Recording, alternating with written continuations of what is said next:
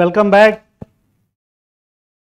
68वीं BPSC और मई में आयोजित होने वाली यूपीएससी का एग्ज़ाम आपके लिए इस बार सबसे चैलेंजिंग और महत्वपूर्ण है।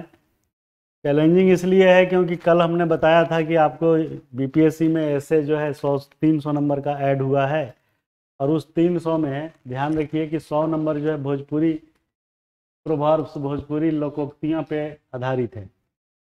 और एक चीज़ आप समझ लीजिए ठीक से कि GS1, GS2 और तीसरा एस है। तो GS1, GS2 और एस है, निबंध जिसे कहते हैं। ये 300 नंबरों का है बीपीएससी में, ये भी 300 का है, ये भी 300 का है। ध्यान दीजिए कि GS1 और GS2 जो 300 नंबर का है, इस पे तो आपका मुकाबला सबके साथ कॉमन ही है, समझ रहे हैं ना।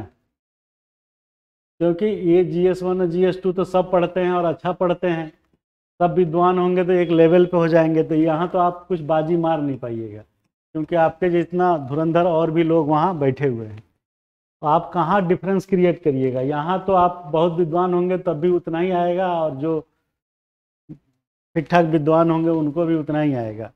बहुत फर्क होगा तो 2, 4, 5, 10 नंबरों का होगा, इससे ज़्यादा।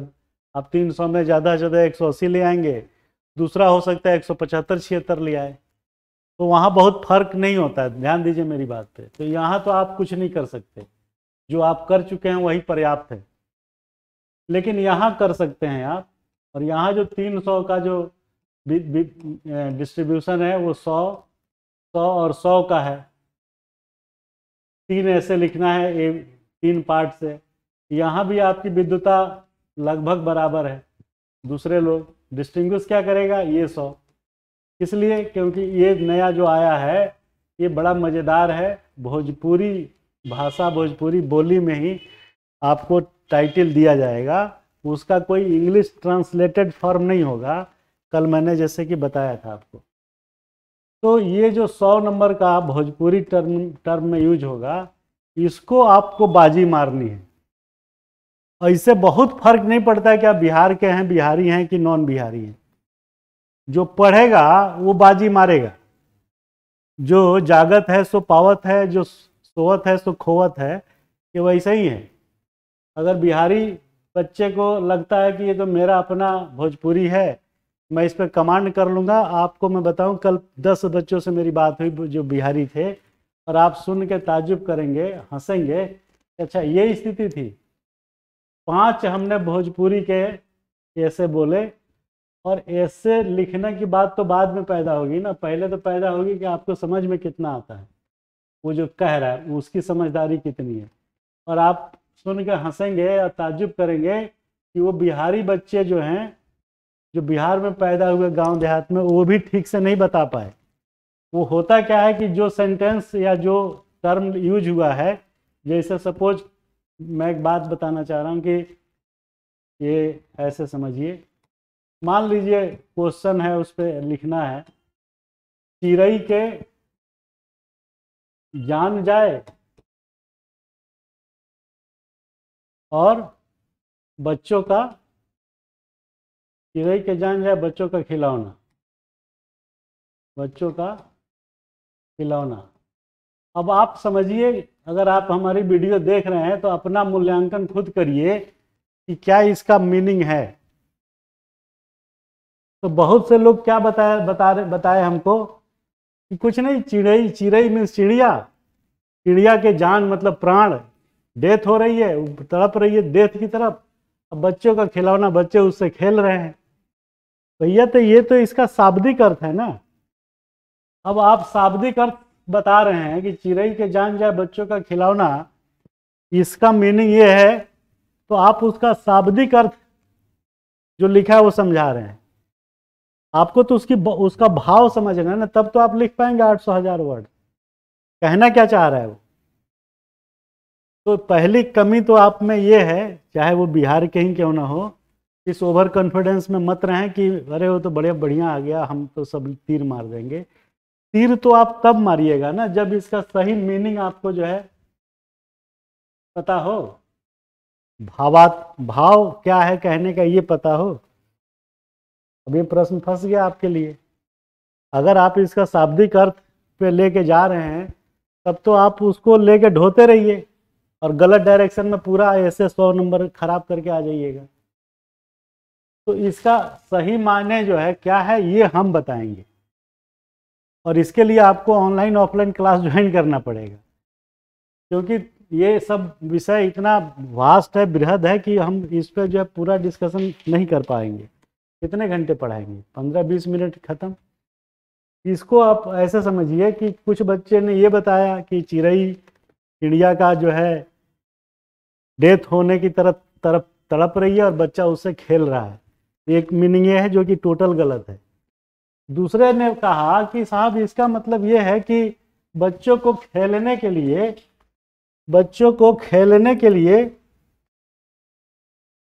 प्लास्टिक की चिड़िया जो है दी जाती है। तो वो कह रहा है कि बच्चे के खिलौना के रूप में चिड़िया जो है, चाहे वो मूर्त हो चाहे अमूर्त हो, उसको दिया जाना, ये दूसरा इंटरप्रिटेशन है। तीसरे ने बोला कि मेरे हिसाब से शिकारी ने चिड़िया को मार दिया और मारने के बाद उस मरे हुए चिड़िया को बच्चे को खेलने के लिए दे दिया। अब लीजिए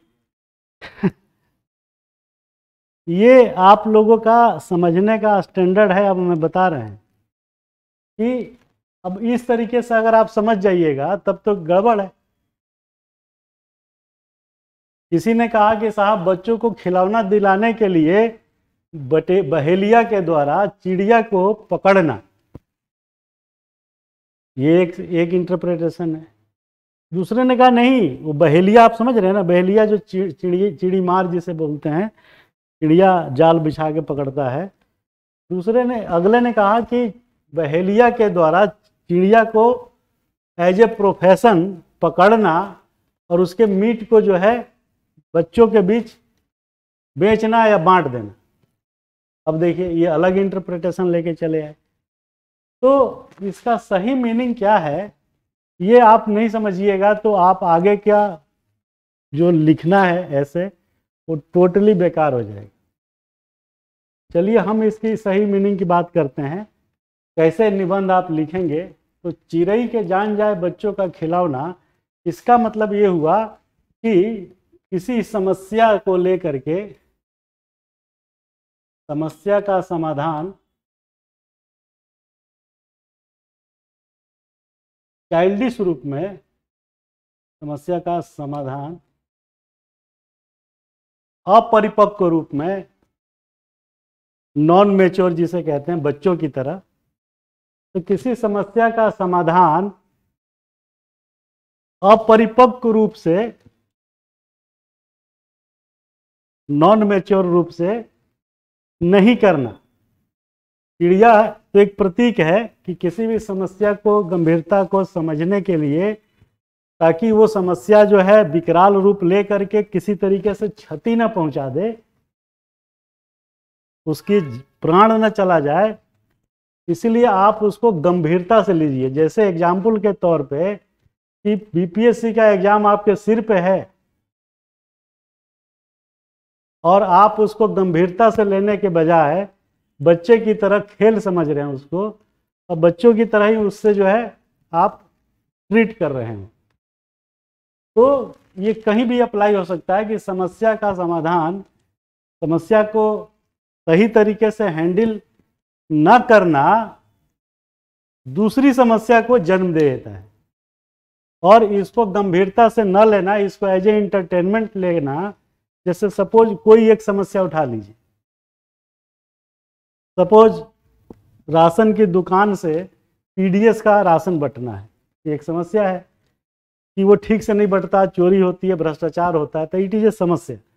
तो चिड़ै के जान का मतलब क्या हुआ कि उन लोगों को समय पर पीडीएस के तहत अनाज मिलना, ये हो गया। नहीं मिल रहा है तो वो लोग इस समस्या को लेकर व्याकुल है, और उस समस्या को कैसे जो है हैंडल करना चाहिए, उसको बच्चे की तरह अपरिपक्व रूप से उस समस्या का वितरण, जो पीडीएस के तहत अनाज वितरण होना है, उस अनाज वितरण को किस तरीके से परिपक्व रूप से, नीतिगत रूप से उसको समाधान, उसको टैकल किया जाना चाहिए।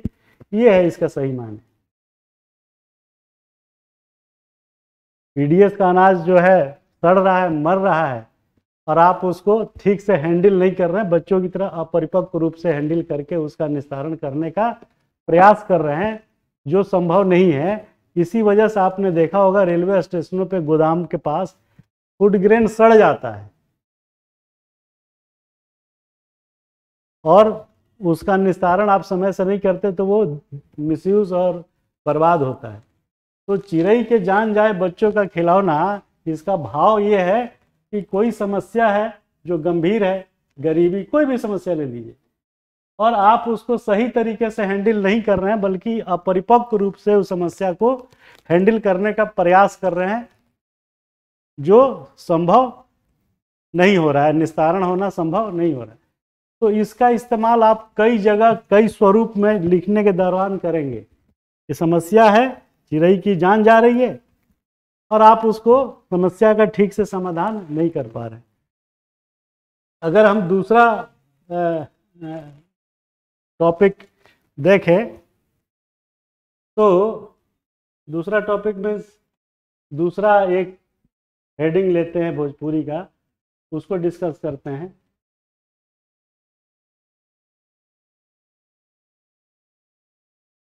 दूसरा है, ध्यान आ रहा है मुझे, जैसे कि पैसा न कौड़ी बाजार में दौड़ा दौड़ी, पैसा न कौड़ी बाजार में दौड़ा दौड़ी। सपोज ये अगर आता है लिखने के लिए, इसका क्या मीनिंग है? पैसा कौड़ी,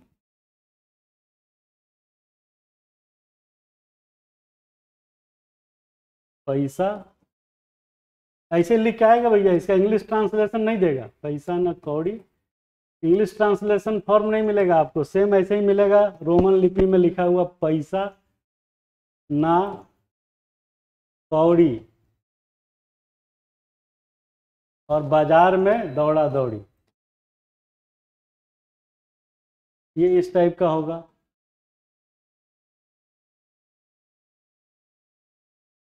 तो जब आप इसका मीनिंग ठीक से समझ जाइएगा तो आप अपने आप जो है आंसर लिखने में सक्षम हो जाइएगा। तो पैसा न कौड़ी या बाजार में, इंग्लिश में ऐसे आएगा बाजार में दौड़ा दौड़ी, इसका क्या मीनिंग होगा भाई? कोई आदमी इसका सही मीनिंग नहीं बताया। कल जो हमने ऑफलाइन क्लास डिस्कस किया, किसी ने बोला कि बिना पैसे के लोग जो है बाजार जा रहे हैं, सिर्फ जो है शॉपिंग मॉल में जैसे फ्री में हवा खाने जाते हैं एयर कंडीशन का, तो उसी तरीके से लोग बाजार में जा रहे हैं और वहाँ फ्री में हवा, एयर कंडीशन की फ्री हवा मिल रही है, 2 घंटा वहीं बिता के चले आ रहे हैं। एक तो इसने ऐसे बताया। दूसरे ने कहा कि पैसा तो नहीं है लेकिन आपके पास कुछ और चीज़ है कौड़ी के रूप में, बार्टर सिस्टम के रूप में।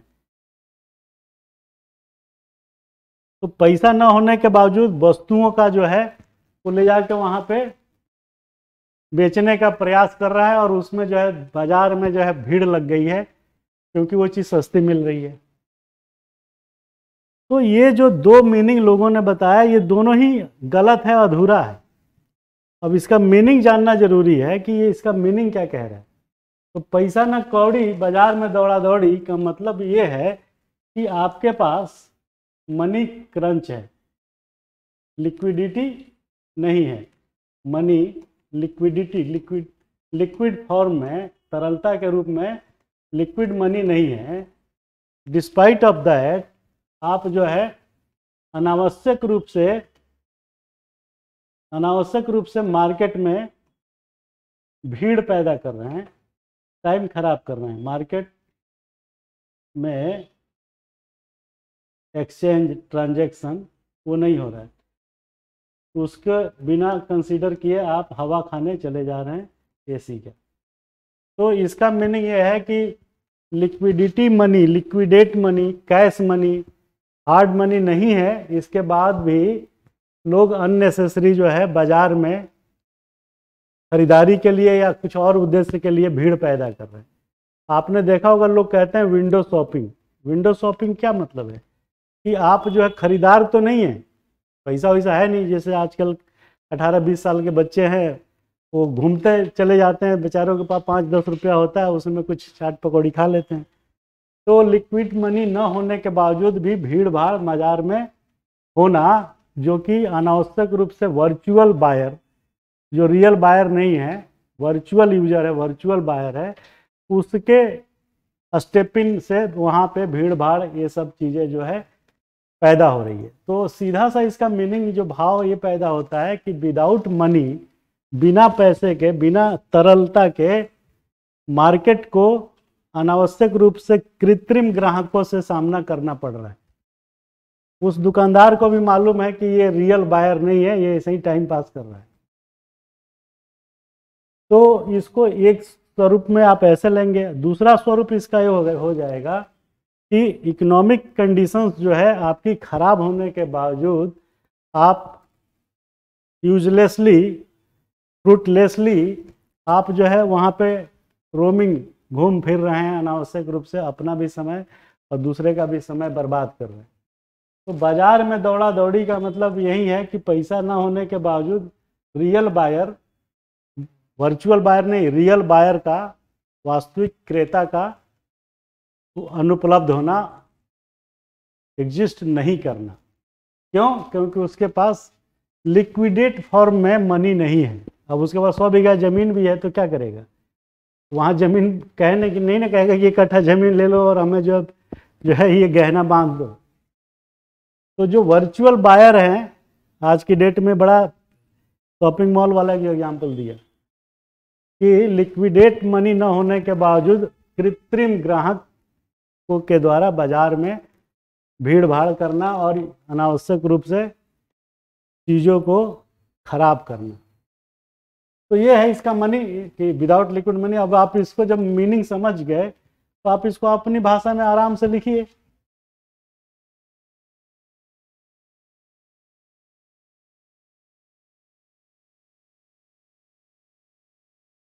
तो इस तरीके के समझदारी वाला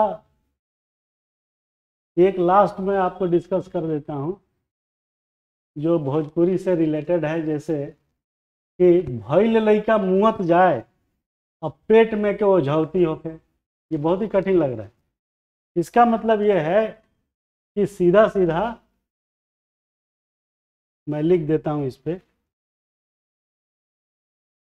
भइल लइका, लइका मीन्स बच्चा, भइल लइका मुँगल जाए, माने डेथ की तरफ बढ़ रहा है, मुँगल जाए और पेट में के मतलब जो गर्भवती है लेडीज और पेट में के बच्चे के लिए ओझौती, ओझौती मीन्स नॉन साइंटिफिक ट्रीटमेंट, और पेट में के बच्चे के लिए ओझौती। अब आप समझिए कि कितना अजीब कठिन लग रहा है। और पेट में के बच्चे के लिए ओझौती, ओझौती मीन्स नॉन साइंटिफिक ट्रीटमेंट, जो ये सब ओझा गुनी ये सब फालतू चीज़ें हैं। अब आप देखिए कि पेट में जो बच्चा गर्भ की स्थिति में है वो, उसके लिए आप प्रयास कर रहे हैं, मेडिकल ट्रीटमेंट और जो भी कुछ कर रहे हैं, और जो बच्चा जिंदा है, बाहर है, 2 साल का हो गया, उसका कोई केयर नहीं कर रहे हैं। इसका मतलब क्या हुआ? मीनिंग तो ये है, लेकिन इसका अर्थ जो है ये शाब्दिक अर्थ है। इसका भाव ये है कि निश्चित चीज को छोड़ करके अनिश्चित की ओर दौड़ना। मतलब निश्चित क्या है कि बेटा या बेटी उसको ऑलरेडी हो चुका है, दैट इज निश्चित। दिख रहा है ना, बच्चा जन्म ले चुका है, 2 साल का हो गया।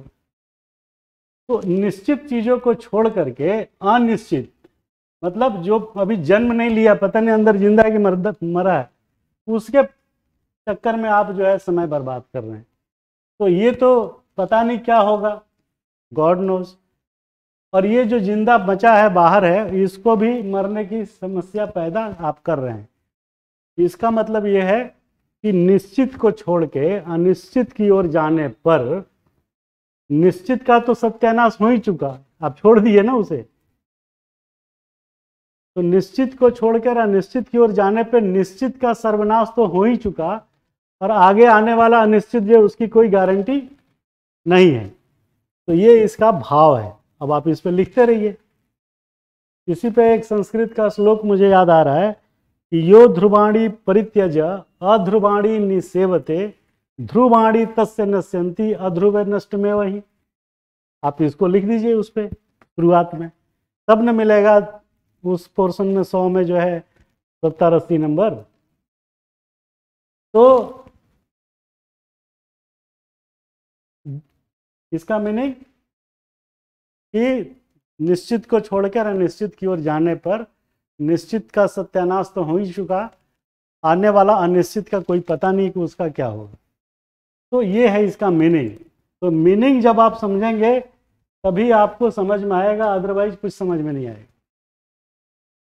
तो ये ऐसे की क्लास में मैं आपको ये बताने का प्रयास कर रहा हूँ कि आप कैसे ऐसे लिखेंगे। ठीक है, तो इसको यहीं रोकते हैं और आगे इस पर डिस्कशन करेंगे कि कैसे ऐसे लिखना चाहिए, क्या सावधानी बरतनी चाहिए, कैसे स्ट्रक्चर बनेगा। उसके लिए आप जो है हमारे ऐप डाउनलोड करिए और डिस्क्रिप्शन में दिए गए लिंक के थ्रू ऐप डाउनलोड करके वहाँ चले जाइए।